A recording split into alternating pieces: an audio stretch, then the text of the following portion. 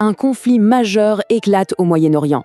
En quelques heures à peine, l'onde de choc traverse le globe et vient frapper de plein fouet la bourse de Casablanca.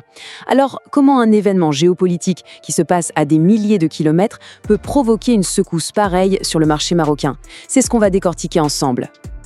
Le point de départ est brutal, sans équivoque. La guerre au Moyen-Orient. C'est l'événement qui met immédiatement le feu aux poudres sur les marchés financiers du monde entier et qui crée instantanément un climat d'incertitude extrême. Pour bien comprendre cette réaction en chaîne, voilà le programme.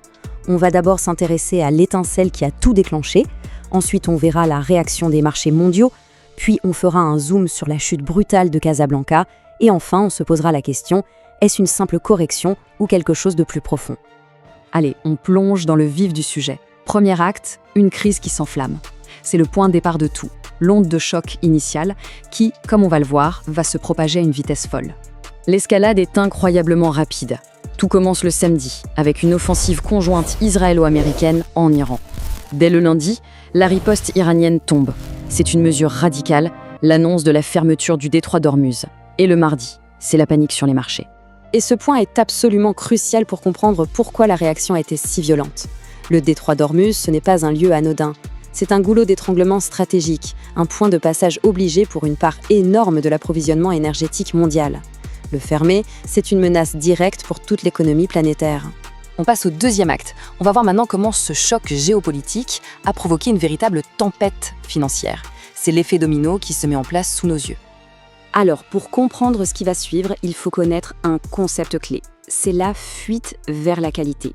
C'est un réflexe quasi pavlovien des investisseurs. En période d'incertitude maximale, comme celle-là, ils vendent en masse les actifs jugés risqués, comme les actions, pour se réfugier vers des valeurs qu'ils considèrent plus sûres. C'est un pur réflexe de survie financier.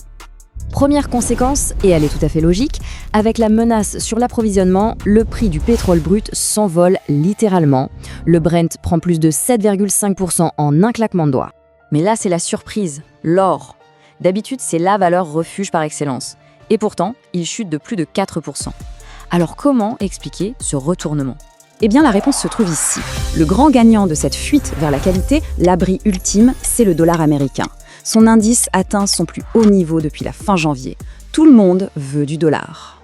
Et cette citation de l'analyste Kathleen Brooks, elle résume parfaitement ce mouvement de panique. Elle explique que les investisseurs vendent tout, sans discernement, même les refuges traditionnels comme l'or, pour se précipiter sur les deux actifs jugés essentiels dans cette crise, le dollar et l'énergie. En conséquence directe, les marchés d'actions subissent une vague de vente massive. Les principales places européennes, que ce soit Francfort ou Paris, dévissent toutes de plus de 3%. Des milliards de capitalisations qui partent en fumée en quelques heures.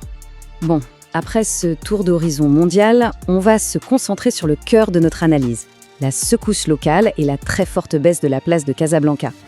Parce que ce mouvement global de fuite s'est évidemment propagé jusqu'au Maroc, où les investisseurs ont appliqué exactement la même logique de prudence extrême.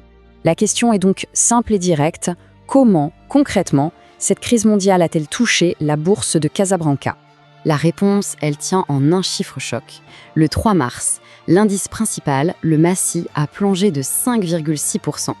C'est tout simplement une des plus fortes baisses journalières enregistrées depuis des années. Et ce qui est crucial de voir, c'est que cette chute fait passer l'indice sous un seuil psychologique très important, celui des 17 000 points. Si on prend un peu de recul, depuis le début de l'année, la performance est encore plus alarmante. La perte frôle les 13%. Cette baisse généralisée a touché certaines valeurs de manière particulièrement violente. On voit ici plusieurs entreprises dont le cours a chuté de près de 10% en une seule journée. C'est la limite de baisse autorisée, ce qui est un signe très clair de la panique des vendeurs. Et bien sûr, qui dit panique, dit volume d'échange exceptionnel. Près d'1 milliard de dirhams ont été échangés ce jour-là. Et ce sont les grandes valeurs, les plus liquides, comme Attijari Wafa Bank, qui ont concentré la majorité de cette activité frénétique. Allez, on attaque notre dernière partie. Après le choc, l'analyse. Essayons de regarder au-delà de la panique. Est-ce qu'on assiste à une correction passagère ou un effondrement durable? C'est la question qui est sur toutes les lèvres, bien évidemment. Est-ce que cette crise est une tempête de court terme ou le début d'une longue période de turbulence? Pour y répondre, il faut prendre en compte un élément essentiel que tous les analystes soulignent. Le marché marocain était déjà dans une phase de correction avant même l'éclatement de la guerre. Il était donc particulièrement vulnérable à un choc qui venait de l'extérieur. En fait, plusieurs facteurs internes expliquent cette fragilité. D'abord, des prises de bénéfices massives. Forcément, après une année 2025 euphorique à plus 27%, beaucoup d'investisseurs attendaient le bon moment pour vendre. Il y avait aussi des tensions sur le marché obligataire, qui pompaient les capitaux au détriment des actions et donc asséchaient la liquidité. Et pour finir, des inquiétudes sur l'économie réelle liées aux récentes inondations. Bref, ce choc externe a frappé un marché qui était déjà fébrile. Ce tableau résume parfaitement le dilemme actuel. D'un côté, à court terme, les vents contraires sont puissants. La peur géopolitique, le manque de liquidité et une aversion au risque généralisée. Mais de l'autre côté, si on regarde plus loin, les fondamentaux de l'économie marocaine, eux, restent solides. Les perspectives de croissance sont bonnes, les résultats des entreprises sont attendus en hausse et des secteurs clés comme l'agriculture et le tourisme devraient rebondir. Et c'est ce qui nous amène à ce chiffre final, qui offre une perspective assez étonnante. Malgré la crise actuelle, le consensus des analystes pour l'ensemble de l'année 2026 table sur une croissance du Massy comprise entre 10 et 15%. La question qui se pose est donc la suivante. La panique du moment finira-t-elle par céder la place à la confiance dans les fondamentaux à long terme du marché ? L'avenir nous le dira très vite.